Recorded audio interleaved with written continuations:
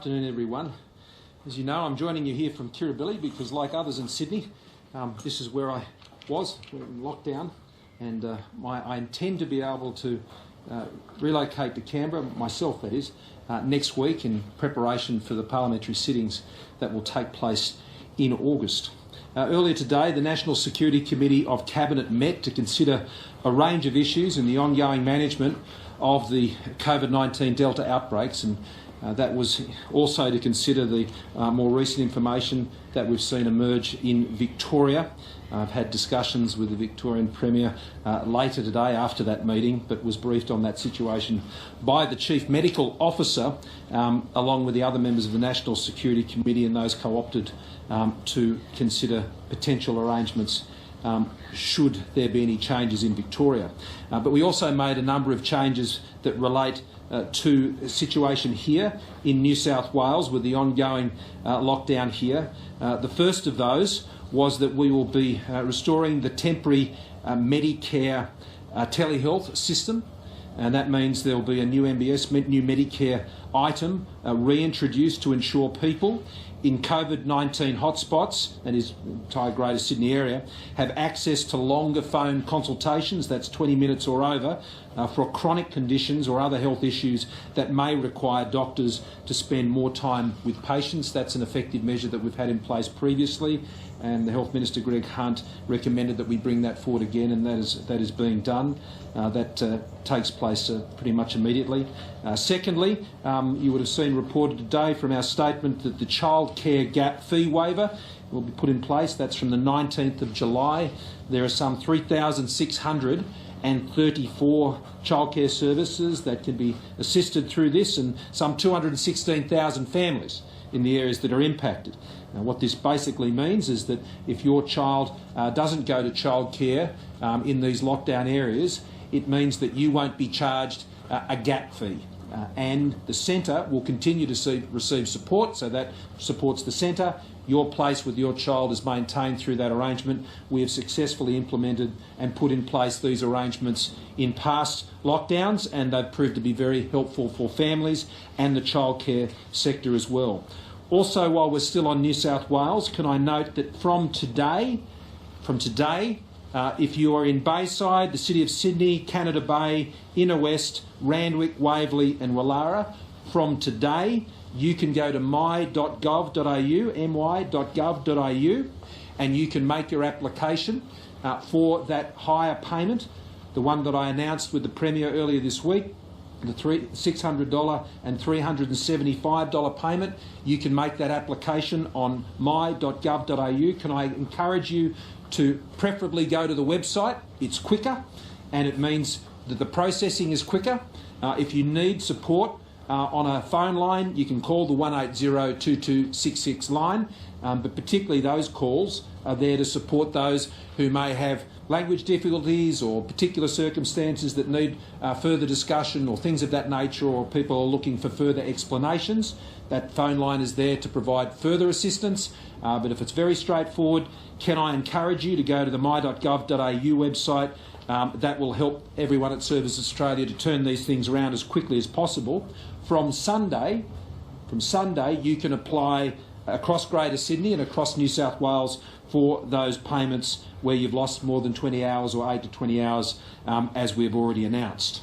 Can I also note today the vaccination numbers that are out? You would have noticed them. Some 162,662 doses administered yesterday. That's another very strong day. In particular, it's a record GP daily dose administration. So GPs continue to carry the lion's share of that burden in terms of getting those jabs in arms. I think the GPs are doing an amazing job. That would be anticipated given we've been ramping up the additional points of presence for GPs right across the country. What this now means is 1/3 of eligible Australians for the vaccine have now had their first dose. 1 in 8 are now fully vaccinated. Just under 60% of over 50s have had their first dose, and almost 75% of those over 70 have had their first dose. Now, tomorrow at National Cabinet... I also note that on the Australian Traveller Declaration, that we are now been able to move ahead of time, and we are now collecting that information on the vaccination status of people travelling into Australia. That will help with the triaging of quarantine arrangements ultimately with states, and that data will start to flow once it reaches a critical mass. National Cabinet is meeting again tomorrow, as it is now each week. The thing about COVID-19 is, particularly with the new Delta strain, as I've said many times, it writes the rules. And rules that you think might be appropriate one time sometimes have to change to make sure that we're keeping pace and ensuring people are supported through the COVID pandemic. We saw that earlier this week as the Premier here in New South Wales and I, together with our Treasurers, were able to come to a new arrangement different to that, which went beyond that, which was agreed at National Cabinet some time ago. I'll be putting to National Cabinet tomorrow, after considering this with the National Security Committee today, which is managing the Commonwealth's response to COVID, a new, what we think is more simple and streamlined set of financial supports for states and territories going forward that may find themselves, hopefully not, in a situation where they would be in a period of lockdown. I stress their prospective changes, and we would be doing the following. Payments for a COVID support payment would still be paid in the second week of a pandemic. They would be paid basically on an arrears basis on that first 7 days. Secondly, the liquid assets test would be waived from the outset. Thirdly, the payment that will be made will be at that December quarter JobKeeper figure for last year, which is the payment that in New South Wales they're about to go into, well, literally from tomorrow for those LGAs that I mentioned before. Payments of the $600 and $375 will be the December quarter, which is the December quarter JobKeeper arrangements. They will be what kicks in when those COVID disaster payments are first paid. They would be paid in the second week. They would be paid in arrears on that first week. Same rules, more than 20 hours, 8 to 20 hours over the course of that first week and onward from there. Secondly, at the end of 14 days, we would be providing to all states and territories the same arrangements that we are entering into now with the New South Wales Government for business. To remind you about those arrangements, that is, if you've had your turnover reduced by more than 30%, you would have, for businesses between 75,000 annual turnover to 50 million annual turnover, you would have 40% of your payroll made in a payment with a minimum payment of $1,500 and a maximum payment of $10,000. That would be done based on that first 2 weeks of any possible lockdown. Of course, we don't want to see these lockdowns. We prefer they not happen. But as we're learning with the Delta strain, it is highly infectious, and it's important that we all understand that if these things become necessary, then Australians and Australian businesses have the confidence about what the arrangements will be. Now, for all other states and territories, the Commonwealth, in those circumstances, will administer those payments for business. And we will do it through a very similar mechanism that we're doing with the Commonwealth disaster payments for individuals. New South Wales will continue to do the payments here in New South Wales. They wish to do that. They have a very effective system. Services New South Wales is a very large state system. It's the largest of any of the states in the country, and they have a very high capacity. But for the rest of the country, it would be possible for the Commonwealth, and we have been building that for the last week, to ensure that we'd be able to put something like that in place for the other states and territories if they found themselves in that situation. Of course, if New South Wales wished to do that, then they would be at liberty to make that request. But we don't envisage that will be necessary, given the great work that they're doing here. The last point I'd make, which is a positive note, and can I just say something about the COVID disaster payments to clear up any confusion that there might be? These are the individual payments.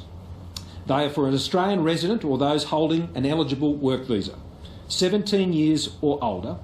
You can't be receiving another income support payment, pandemic leave, disaster payment, state or territory pandemic payments.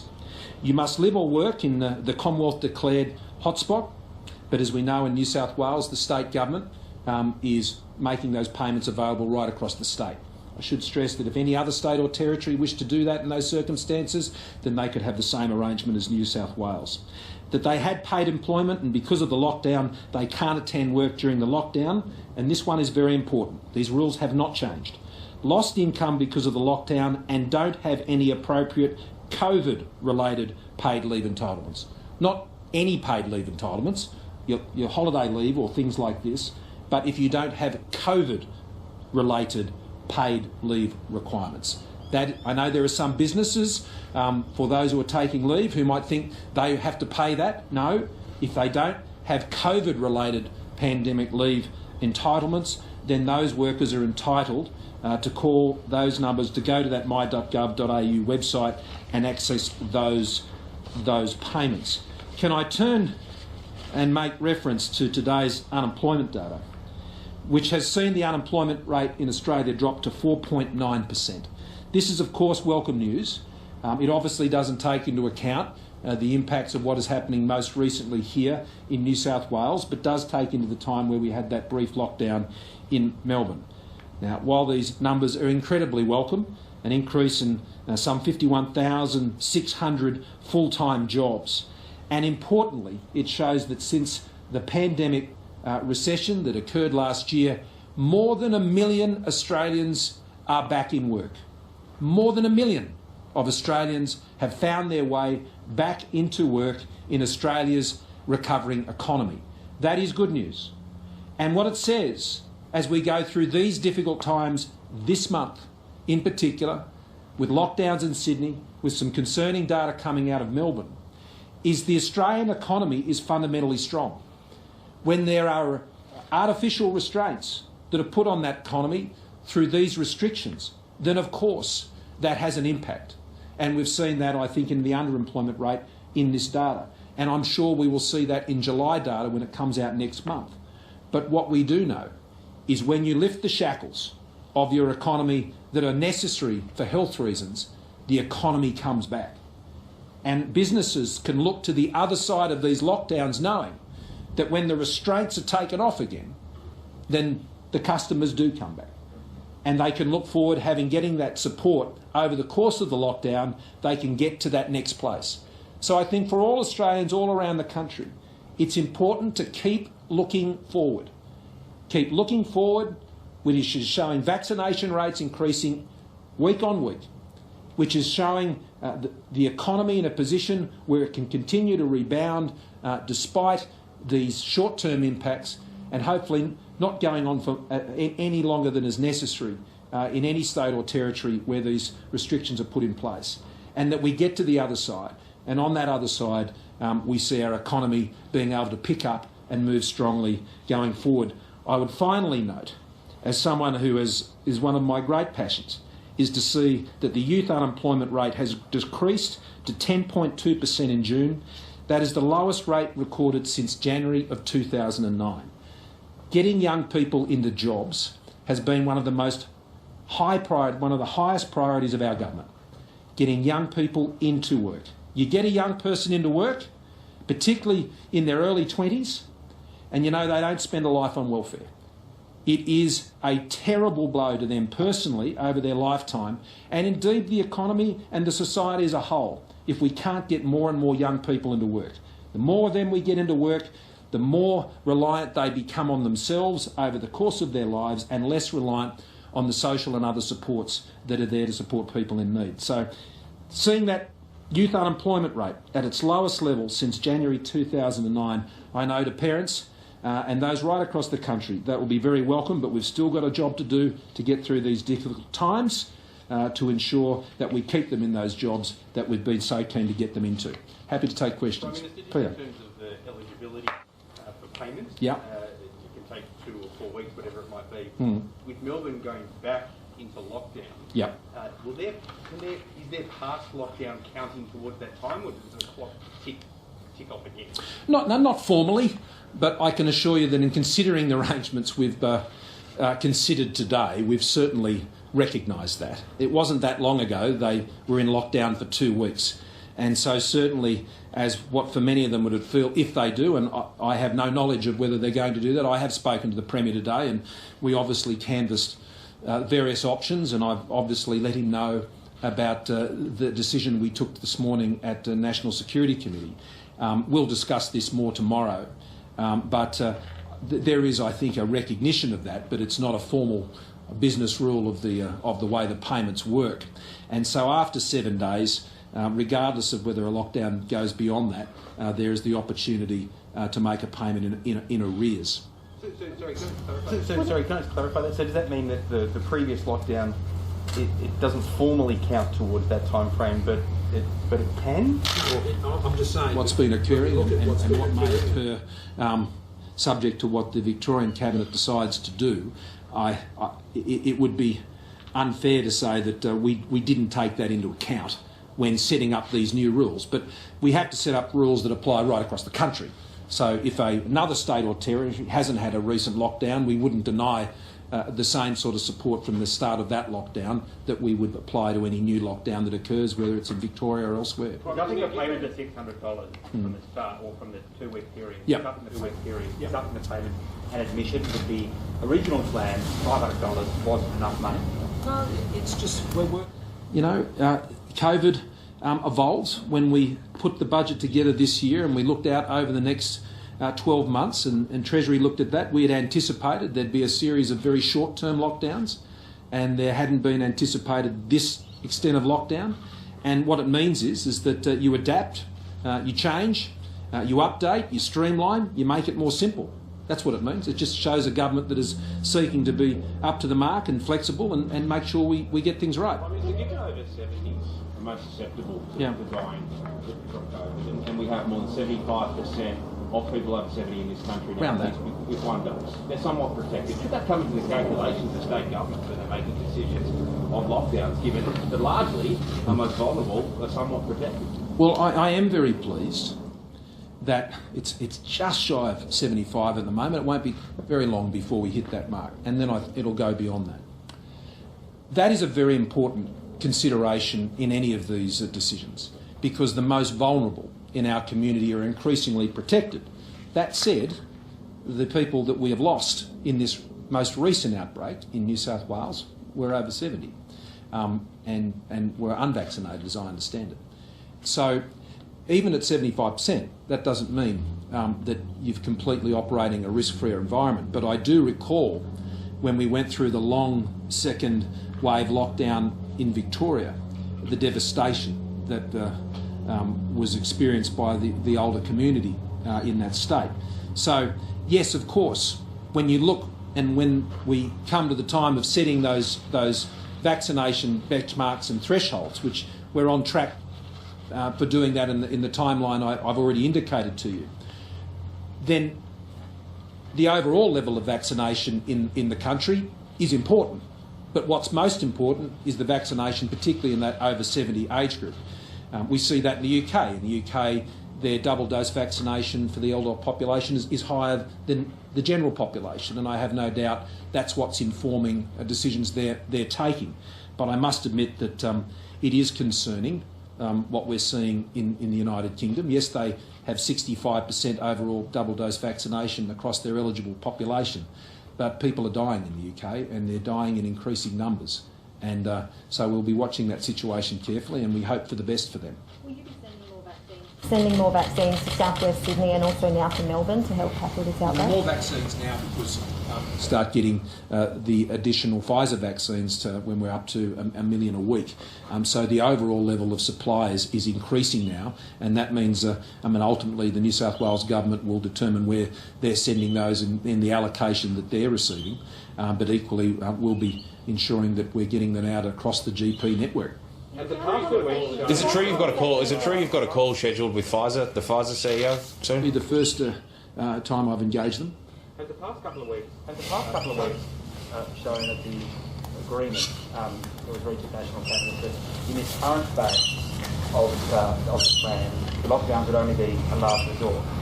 Has the past couple of weeks shown that that agreement didn't really work?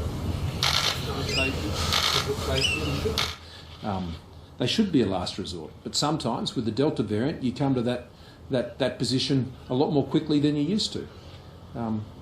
I think Australians understand that dealing with COVID-19 doesn't come with a rule book. And as much as we'd like the certainty that affects so many other areas of things that we have to deal with, that doesn't apply with this. Every single country, every single state and territory is wrestling with what is a very fluid situation. That's why we keep meeting together. That's why we keep working together. That's why we keep upgrading and updating what we're doing. And where it can be improved, and I'm announcing some improvements that I'll take to National Cabinet tomorrow, then good. That shows governments actually getting on with it and trying to protect people, not just their economic welfare, but as I announced earlier this week, the increased support for mental health is incredibly important, massively important, particularly for younger people and those who are facing exams. Prime Minister, when will Australia be able to make manufacturing deals with companies such as Pfizer or Moderna to make locally made vaccines? There is not a country in the world today, other than those who had that capacity before the pandemic began, that has an end-to-end manufacturing capability for mRNA vaccines. Not one.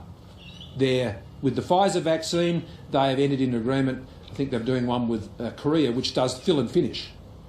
But where those vaccines go, that's not sovereign manufacturing capability. That's an outsourced component of the manufacturing process from Pfizer, and Pfizer will determine where those doses go. So I think there's a bit of confusion about this. There is not one country in the world right now that has an end-to-end manufacturing capability for Pfizer other than those who had it at the outset.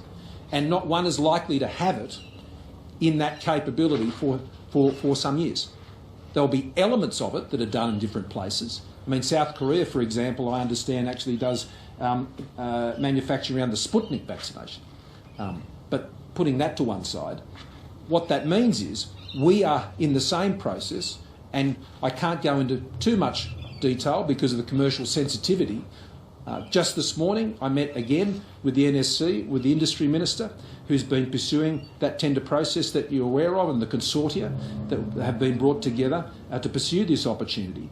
The issue still remains that the IP is held by Pfizer and by Moderna.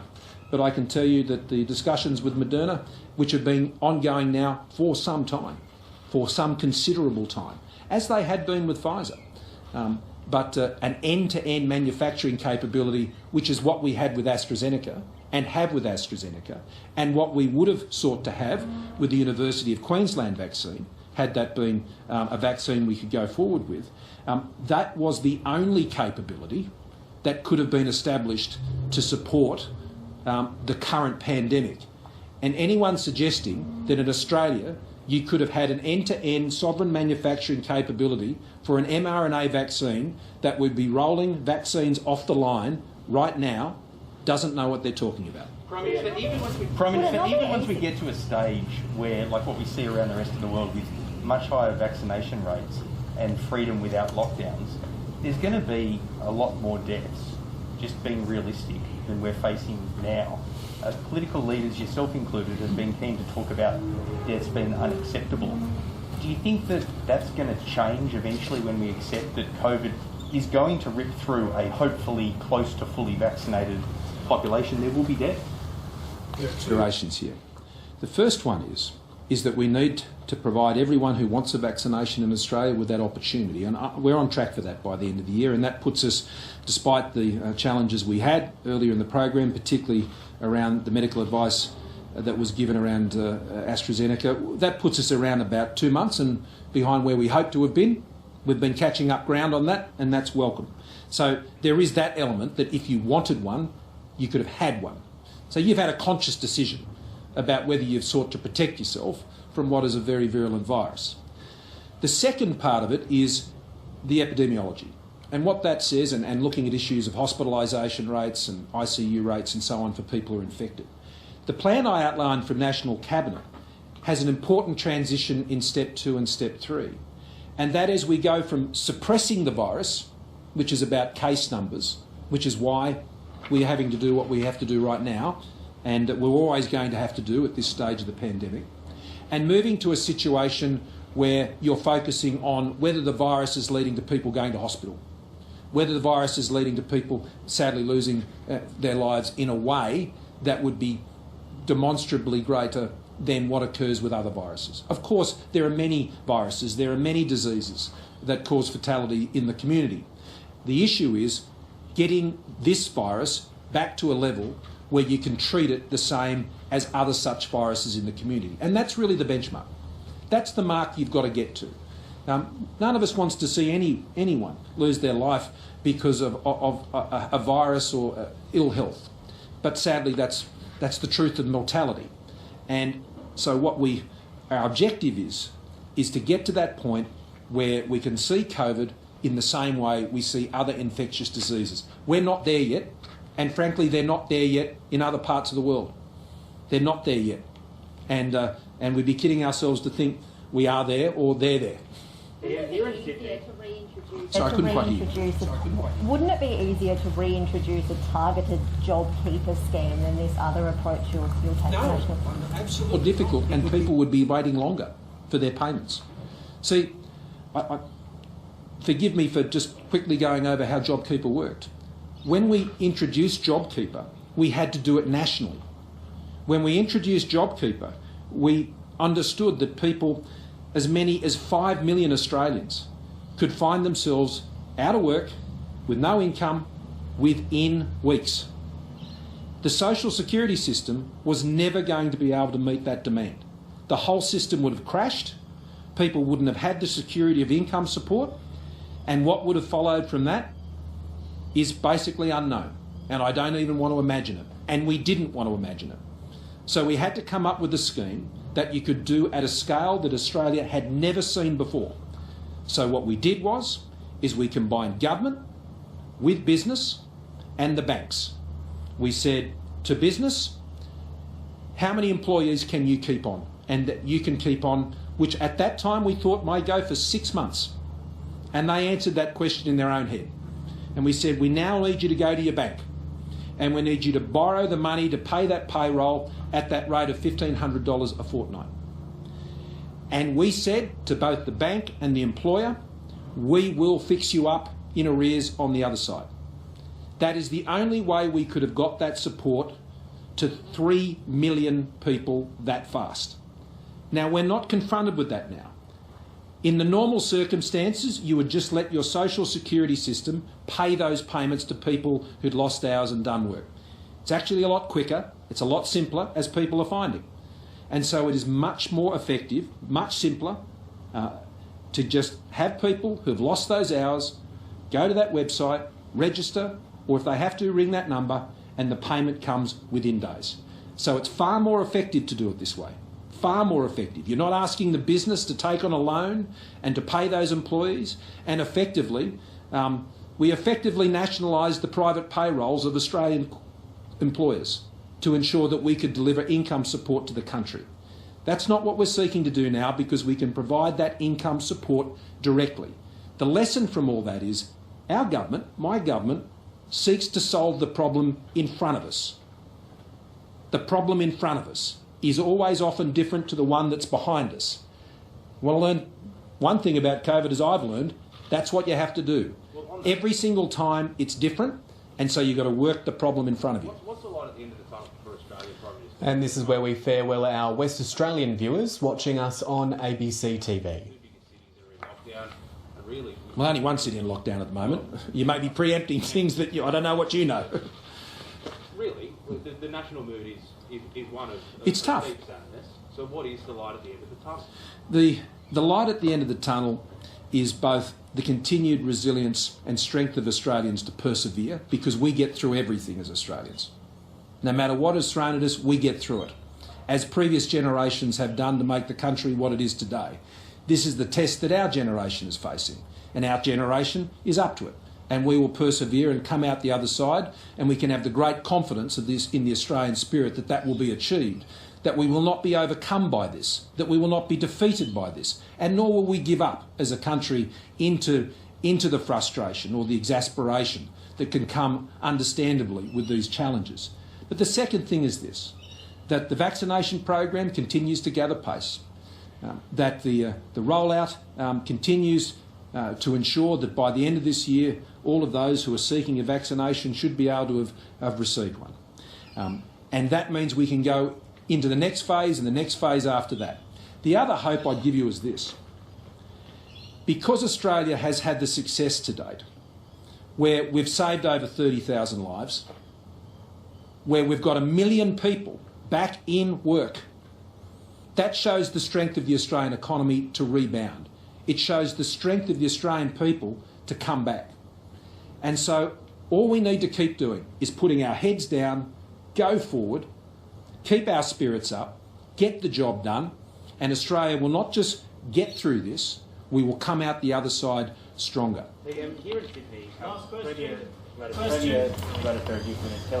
Premier Berejiklian is telling workers to have a think about whether their work is essential and have a conversation with their boss about whether or not their work is essential. What should someone do if they can't work from home, if their workplace, say a retail shop, is open and their boss needs them to come to work, is begging them to come into work, but they don't feel safe in doing so? What should that person do? Well, that's ultimately, and there's rules in New South Wales about what's open and what's not open.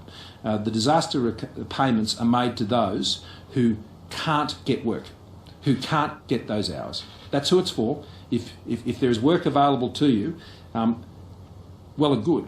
But if there is not work available to you, if you can't do that work, and as a result your hours have been reduced because you can't work, and that could be a situation of a sole trader, for example, who is covered by a different scheme, the $1,000 a week scheme. There are parts of the city that they will avoid working in, and that could have that impact. It'd be nice to think there are very hard lines about all of this, but there are not. So I would support the Premier in her encouragement for people to have those discussions with their employers. And to work this through together. That's how we always get through everything. I mean, let's not lose sight. Despite the discouragements that are clearly there in front of us right now, let's not lose sight of what has been achieved. So much has been achieved. And even when we reflect on those employment numbers today, 1 million Australians are back in work. 1 million Australians are back in work because of the resilience, the tenacity and the hope of the Australian people. Thanks very much.